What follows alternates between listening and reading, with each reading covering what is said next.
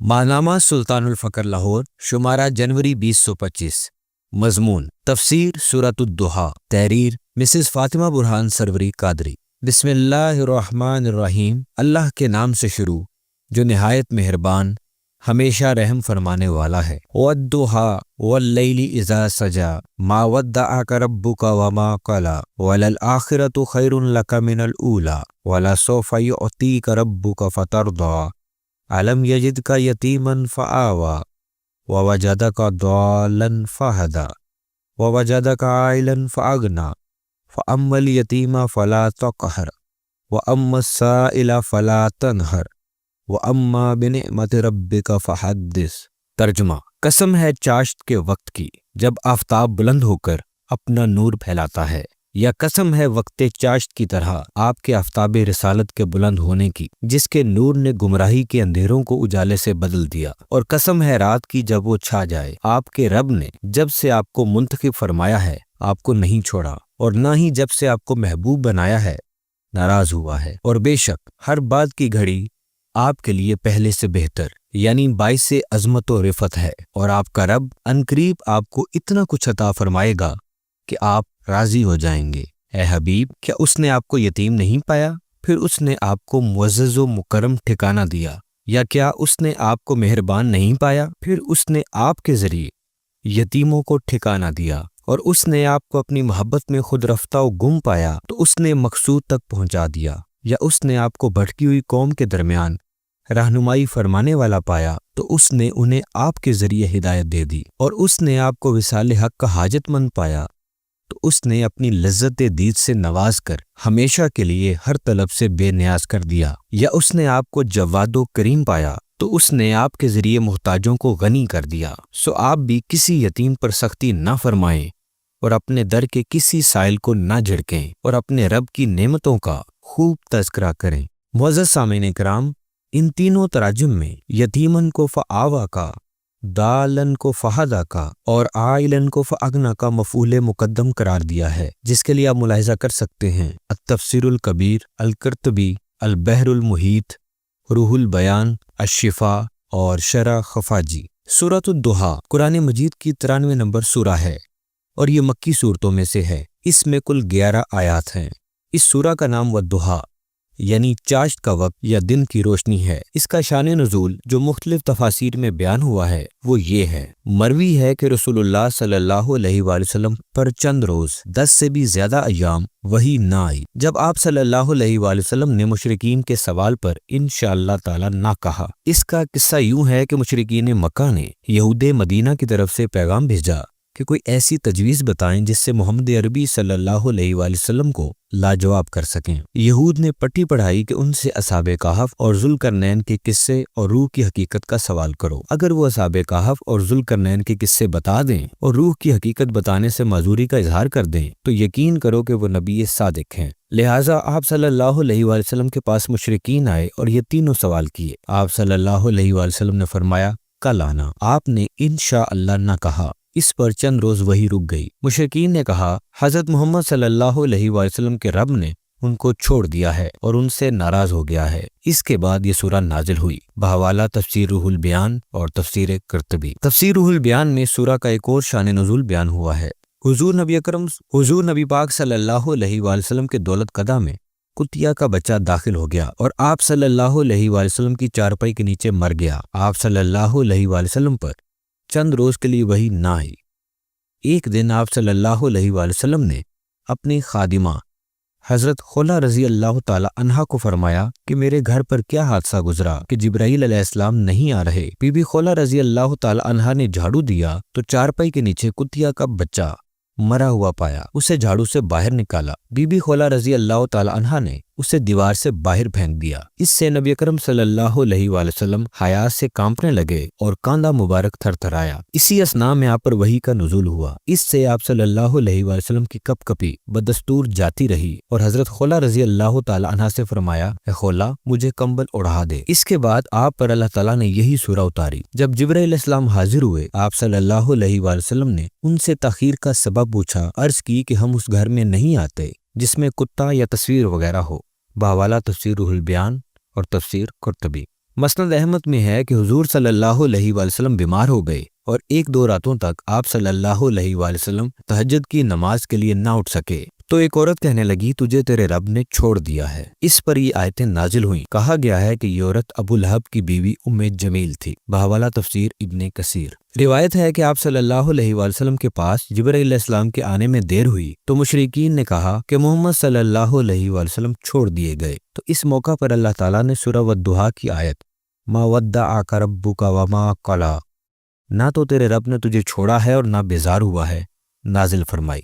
ترمذی شریف حدیث نمبر 3345 3345۔ تفسیر سورۃ الضحیٰ والضحیٰ واللیل اذا سجی ما ودعک ربک وما قلی۔ قسم ہے چاشت کے وقت کی جب آفتاب بلند ہو جائے، اور قسم ہے رات کی جب چھا جائے، آپ کے رب نے جب سے آپ کو منتخب فرمایا ہے آپ کو نہیں چھوڑا، اور نہ ہی جب سے آپ کو محبوب بنایا ہے ناراض ہوا ہے۔ تفسیر، یہاں اللہ تعالیٰ دن کی روشنی اور چاشت کے وقت کی قسم کھا رہا ہے۔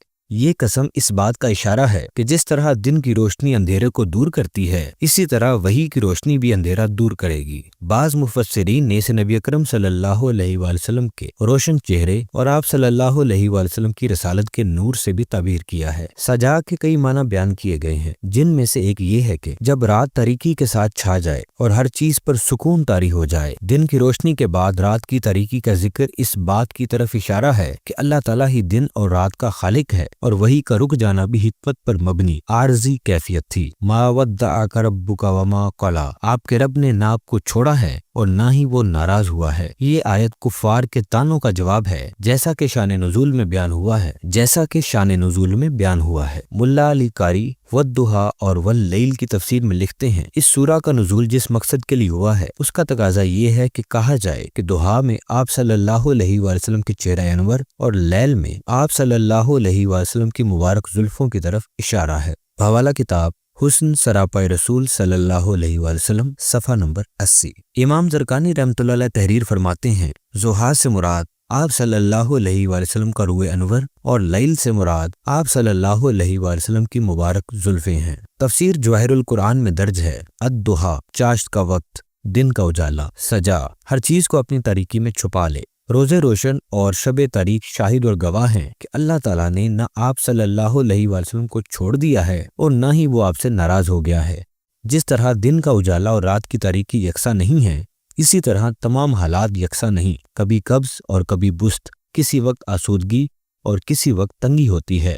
یہی حال وحی کا ہے کہ کبھی آتی ہے اور کبھی نہیں۔ بحوالہ جواہر القرآن، صفحہ نمبر 1380۔ وَلَلْآخِرَةُ خَيْرٌ لَكَ مِنَ الْأُولَىٰ وَلَسَوْفَ يُعْطِيكَ رَبُّكَ فَتَرْضَىٰ، اور بے شک ہر بات کی گھڑی آپ کے لیے پہلے سے بہتر ہے، یعنی باعث عظمت و رفعت ہے، اور آپ کا رب عنقریب آپ کو اتنا کچھ عطا فرمائے گا کہ آپ راضی ہو جائیں گے۔ تفسیر، ان آیات میں اللہ تعالیٰ نے اپنے محبوب کو بشارت عطا کی ہے کہ ہر آنے والی گھڑی میں ظاہری و باطنی مقام پچھلے سے زیادہ بلند ہوگا، اور ساتھ اگلی آیت میں محبت کا اظہار فرماتا ہے کہ آپ کا رب آپ کو اتنا عطا کرے گا کہ آپ راضی ہو جائیں گے۔ تفسیر جلالین میں بیان ہوا ہے، آپ کی بات کی حالت پہلی حالت سے کہیں ارفع و اعلیٰ ہے، یعنی یہ وقفہ فطرت وحی، تنزل و انحطاط کا باعث نہیں، بلکہ آپ صلی اللہ علیہ وآلہ وسلم کے لیے عروج و ارتقاء کا عظیم ذریعہ ہے۔ یہ مطلب ہے کہ گو ابتدا میں آپ صلی اللہ علیہ وآلہ وسلم کی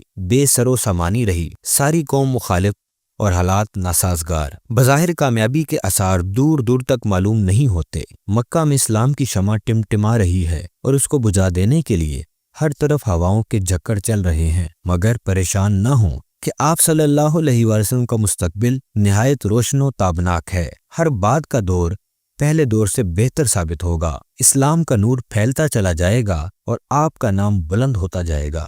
چنانچہ ابن عباس رضی اللہ عنہ کی روایت ہے کہ آپ صلی اللہ علیہ وآلہ وسلم نے ارشاد فرمایا، میرے سامنے وہ تمام فتوحات پیش ہوئیں جو میرے بعد میری امت کو حاصل ہونے والی ہیں، جس سے مجھے بڑی خوشی ہوئی۔ تب حق تعالیٰ نے فرمایا کہ آخرت تمہارے لیے دنیا سے بھی بہتر ہے۔ اس سے معلوم ہوا کہ رفعت محض دنیا تک ہی محدود نہیں، بلکہ اس کا سلسلہ آخرت تک چلتا رہے گا، جبکہ ساری اولاد آدم آپ صلی اللہ علیہ وآلہ وسلم کے جھنڈے تلے جمع ہوگی۔ تفسیر مظہری میں ہے، اللہ آپ صلی اللہ علیہ وآلہ وسلم کو بکثرت عنایات سے نوازے گا، دشمنوں پر فتح، اقتدار کامل، مومنوں کی کثرت، تمام عالم میں دین کی اشاعت، آخرت میں شفاعت، کثرت ثواب اور ایسی ایسی نعمتیں کہ ان کی حقیقت سے اللہ کے سوا کوئی واقف نہیں۔ درجات قرب میں سب سے اونچا درجہ اور سب سے بڑی نعمت یہ کہ کمال نبوت کے درجہ کے مطابق اللہ پاک اپنے دیدار سے نوازے گا۔ رسول اللہ صلی اللہ علیہ وآلہ وسلم نے ارشاد فرمایا، میری امت میں سے اگر ایک بھی دوزخ میں رہ گیا تو میں راضی نہیں ہوں گا۔ حضرت علی رضی اللہ عنہ کی روایت ہے کہ رسول اللہ صلی اللہ علیہ وآلہ وسلم نے ارشاد فرمایا، میں اپنی امت کی شفاعت کروں گا اور اللہ ان کو بخش دے گا یہاں تک کہ میرا رب ندا دے گا، محمد صلی اللہ علیہ وآلہ وسلم کیا تو اب راضی ہو گیا؟ میں عرض کروں گا ہاں میرے رب، میں راضی ہو گیا۔ بحوالہ تفسیر مظہری، جلد نمبر 12، صفحہ نمبر 290۔ تفسیر ابن عربی میں بیان ہوا ہے، وَلَلْآخِرَةُ خَيْرٌ لَكَ مِنَ الْأُولَى، یعنی پچھلی حالت وہ تجلی ہے جو احتجاب اور شدت شوق کے بعد آپ پر ظاہر ہوئی، اور جو پہلی حالت سے اس لیے بہتر ہے کہ آپ کی دوسری حالت میں وجود بقیہ کے ساتھ تلوین سے اور ظہور عنایت سے آپ میں کوئی چیز باقی نہیں۔ الم یجدک یتیما فآوی ووجدک ضالا فہدی ووجدک عائلا فاغنی۔ اے حبیب، کیا اس نے آپ کو یتیم نہیں پایا، پھر اس نے آپ کو معزز و مکرم ٹھکانہ یعنی مقام دیا، اور اس نے آپ کو اپنی محبت میں خود رفتہ و گم پایا تو اس نے مقصود تک پہنچا دیا، اور اس نے آپ کو وصال حق کا حاجت مند پایا تو اس نے اپنی لذت دید سے نواز کر ہمیشہ کے لیے ہر طلب سے بے نیاز کر دیا۔ ان آیات میں اللہ سبحانہ و تعالیٰ نے اپنے محبوب کو اپنی نوازشات اور نعمتیں یاد کرائی ہیں تاکہ آپ کو تقویت ملے۔ حالت یتیمی میں پناہ دینا۔ تفسیر ابن کثیر میں بیان ہوا ہے کہ آپ صلی اللہ علیہ وآلہ وسلم کی یتیمی کی حالت میں خدائے تبارک و تعالیٰ نے آپ صلی اللہ علیہ وآلہ وسلم کی حفاظت کی اور جگہ عنایت فرمائی۔ آپ صلی اللہ علیہ وآلہ وسلم کے والد کا انتقال تو آپ کی پیدائش سے قبل ہی ہو چکا تھا، بعض کہتے ہیں ولادت کے بعد ہوا۔ 6 سال کی عمر میں والدہ ماجدہ کا بھی انتقال ہو گیا۔ والدہ کے انتقال کے بعد آپ صلی اللہ علیہ وآلہ وسلم اپنے دادا کی کفالت میں آ گئے، لیکن جب آپ صلی اللہ علیہ وآلہ وسلم کی عمر 8 سال ہوئی تو سر سے دادا کا سایہ بھی اٹھ گیا۔ اب آپ صلی اللہ علیہ وآلہ وسلم اپنے چچا ابو طالب کی پرورش میں آئے۔ ابو طالب دل و جان سے آپ صلی اللہ علیہ وآلہ وسلم کی نگرانی اور امداد کرتے رہے، آپ کی بے حد عزت و توقیر کرتے، قوم کی مخالفت کے چڑھتے طوفان کو روکتے رہتے تھے اور اپنے نفس کو بطور ڈھال پیش کر دیا کرتے تھے، کیونکہ 40 سال کی عمر میں آپ صلی اللہ علیہ وآلہ وسلم کو نبوت مل چکی تھی اور قریش سخت مخالف تھے، بلکہ دشمن جان ہو گئے۔ ہجرت سے کچھ پہلے آپ صلی اللہ علیہ وآلہ وسلم کے چچا ابو طالب بھی وفات پا گئے، لہٰذا صفہاء و جہلائے قریش آپ صلی اللہ علیہ وآلہ وسلم کے خلاف اٹھ کھڑے ہوئے، تو پروردگار عالم نے آپ صلی اللہ علیہ وآلہ وسلم کو مدینہ شریف کی طرف ہجرت کرنے کی اجازت عطا فرمائی، اور اوس و خزرج جیسی قوموں کو آپ صلی اللہ علیہ وآلہ وسلم کا انصار بنا دیا۔ انصار مدینہ نے نہ صرف آپ صلی اللہ علیہ وآلہ وسلم کو بلکہ آپ کے ساتھیوں کو بھی پناہ دی، مدد کی، حفاظت کی، اور مخالفین سے سینہ سپر ہو کر مردانہ وار لڑائیاں کیں۔ یہ سب کا سب اللہ کی حفاظت اور اس کی عنایت، احسان اور اکرام سے تھا۔ بحوالہ تفسیر ابن کثیر۔ الم یجدک یتیما فآوی، اس آیت میں اللہ رب العزت نے اپنے محبوب کے شان و رتبہ کی بات کی ہے۔ بظاہر تو یتیم پیدا فرمایا، لیکن اپنے محبوب کا نام اپنے نام کے ساتھ جوڑ دیا اور قیامت تک کے لیے اپنے محبوب کا ذکر بلند کر دیا۔ اللہ تعالیٰ نے آپ صلی اللہ علیہ وآلہ وسلم کو دنیا میں ہی معزز و مکرم مقام و مرتبہ عطا نہ کیا، بلکہ آپ کی نبوت تمام نبیوں پر افضل و ممتاز ہے۔ آپ صلی اللہ علیہ وآلہ وسلم کی بشریت کی بات کی جائے یا نورانیت کی، نبوت کی بات کی جائے یا معجزات کی، ظاہری مقام کی بات کی جائے یا باطنی، گویا ہر لحاظ سے اعلیٰ اور افضل ہیں۔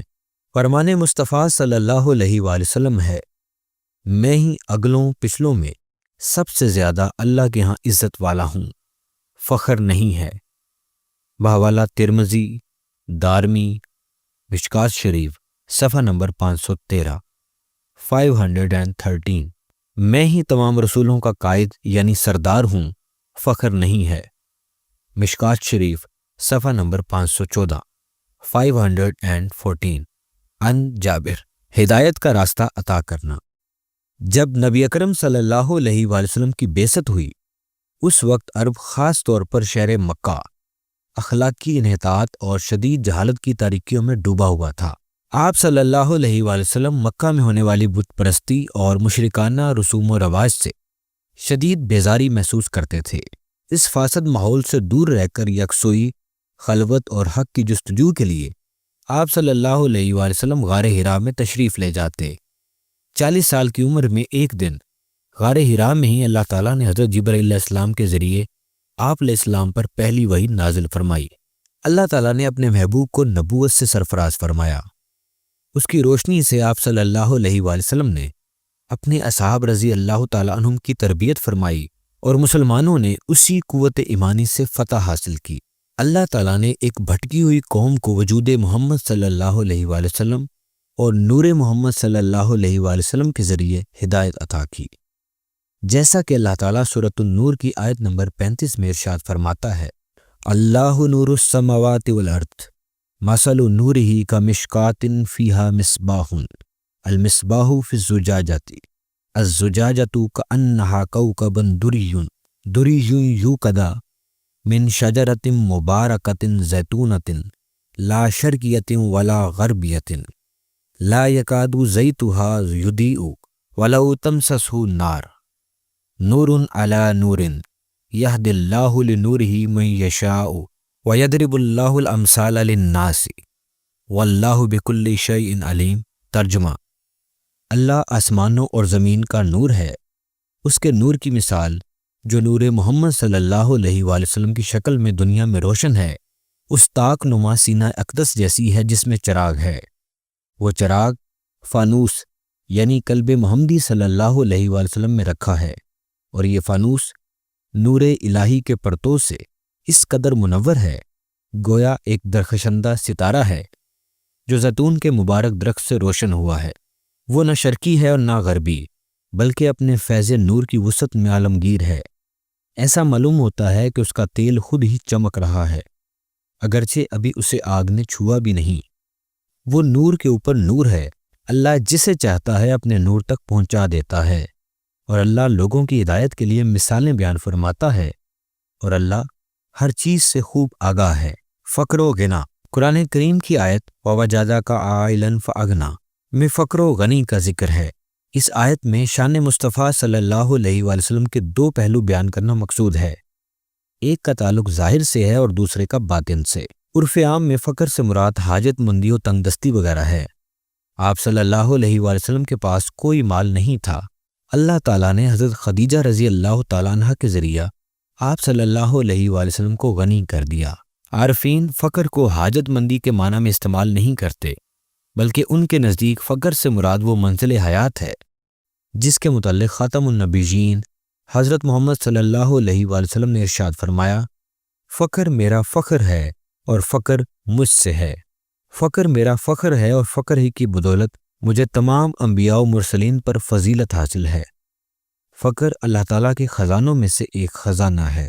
سلطان الفقر ہفتم سلطان العاشقین حضرت سخی سلطان محمد نجیب الرحمن مدظ اللہ الاقدس اپنی تصنیف مبارکہ شمس الفقراء میں لکھتے ہیں کہ فقر وہ مرتبہ ہے جہاں پر انسان ہر قسم کی حاجات سے بے نیاز ہو جاتا ہے، صرف اللہ تعالیٰ کی رضا اس کے مد نظر رہتی ہے، اس لیے ہر حال میں تقدیر الہی سے موافقت اختیار کیے رکھتا ہے۔ علامہ اقبال رحمۃ اللہ علیہ فرماتے ہیں، کسے خبر کے ہزاروں مقام رکھتا ہے وہ فقر جس میں ہے بے پردہ روح قرآنی۔ سلطان العارفین حضرت سخی سلطان باہو رحمۃ اللہ علیہ غنایت کی اصطلاح اپنی تعلیمات میں اکثر فرماتے ہیں، اور اس سے مراد دنیا عقبہ کی تمام نعمتوں سے دل کی سیری اور طمانینت ہے۔ حضرت سخی سلطان باہو رحمۃ اللہ علیہ اپنی تصنیف مبارکہ نور الہدیٰ میں فرماتے ہیں، جمعیت کسے کہتے ہیں؟ جمعیت سے مراد ہے کہ ہر مطلوبہ چیز اور مرتبہ، خواہ اس کا تعلق مرتبہ ذات سے ہو یا صفات سے، سب درجات محنت و رنج کے پا لینا اور تمام خزائن الہی پر تصرف حاصل کر لینا۔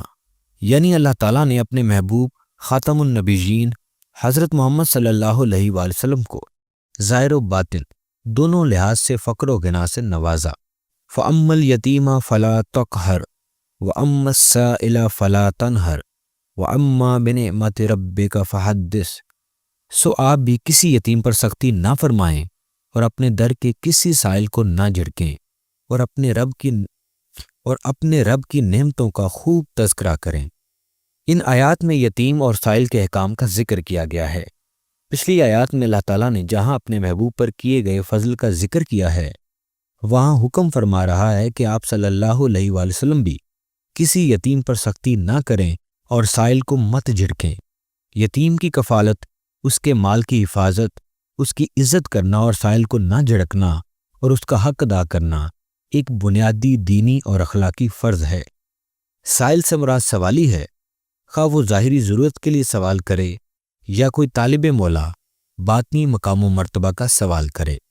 دیگر قرآنی آیات اور احادیث میں بھی یتیموں اور حاجت مندوں کے متعلق واضح احکامات دیے گئے ہیں، جیسا کہ ارشاد ہوا لیس البر ان تولوا وجوہکم قبل المشرق والمغرب ولکن البر من آمن باللہ والیوم الآخر والملائکۃ والکتاب والنبیین وآتى المال على حبه ذوي القربى واليتامى والمساکین وابن السبیل والسائلین وفی الرقاب۔ سورۃ البقرہ آیت نمبر 177۔ نیکی صرف یہی نہیں کہ تم اپنے منہ مشرق اور مغرب کی طرف پھیر لو، بلکہ اصل نیکی تو یہ ہے کہ کوئی شخص اللہ پر اور قیامت کے دن پر اور فرشتوں پر اور اللہ کی کتاب پر اور پیغمبروں پر ایمان لائے اور اللہ کی محبت میں اپنا مال قرابت داروں پر اور یتیموں پر اور محتاجوں پر اور مسافروں پر اور مانگنے والوں پر اور غلاموں کی گردنوں کو آزاد کرانے میں خرچ کر دے۔ رسول اللہ صلی اللہ علیہ وآلہ وسلم نے فرمایا، مسکین کو کھانا کھلاؤ، سائل کو مت جھڑکو، خواہ وہ گھوڑے پر ہی کیوں نہ آیا ہو۔ سنن ابی داؤد حدیث نمبر 1665۔